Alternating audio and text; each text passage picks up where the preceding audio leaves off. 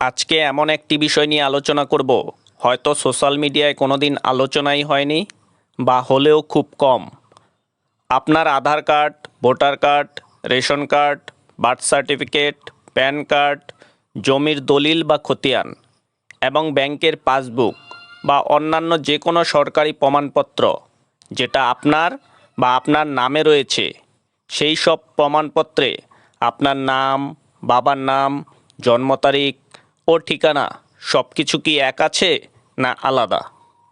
মনে করুন আপনার আধার কার্ডের নাম, বাবার নাম, জন্ম তারিখ, ঠিকানা সব কিছু ঠিক আছে, কিন্তু ভোটার কার্ডে আপনার নাম বা বাবার নাম বা জন্ম তারিখ কিছু একটা ভুল আছে বা অন্য যে কোনো ডকুমেন্টসে ভুল আছে।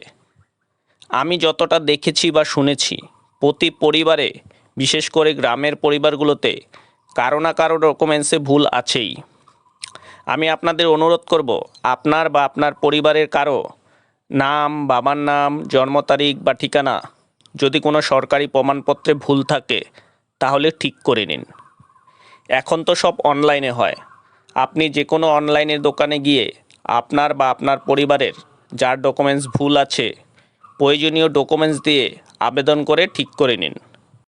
বর্তমানে কেন্দ্র ও রাজ্য সরকারের যেই প্রকল্পগুলি আছে বা নতুন করে হচ্ছে, তার জন্য ডকুমেন্টস ভেরিফিকেশন হচ্ছে। ভবিষ্যতে আরও কী হবে কেউ বলতে পারবেন না।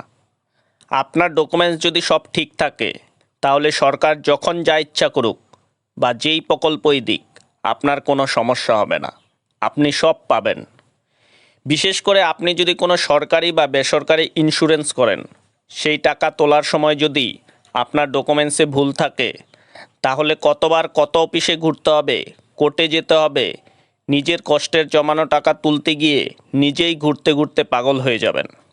যে কোনো কাজে, সেটা সরকারি হোক বা বেসরকারি, ডকুমেন্টসে ভুল থাকলে আপনার এবং আপনার পরিবারের বর্তমানে ও ভবিষ্যতে অনেক সমস্যা হবে।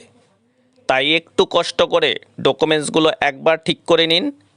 বর্তমানে এবং ভবিষ্যতে আপনার এবং আপনার ফ্যামিলির ডকুমেন্টসের জন্য কোনো কাজ আটকাবে না এবং কোনো দিন কোনো কাজে সমস্যা হবে না।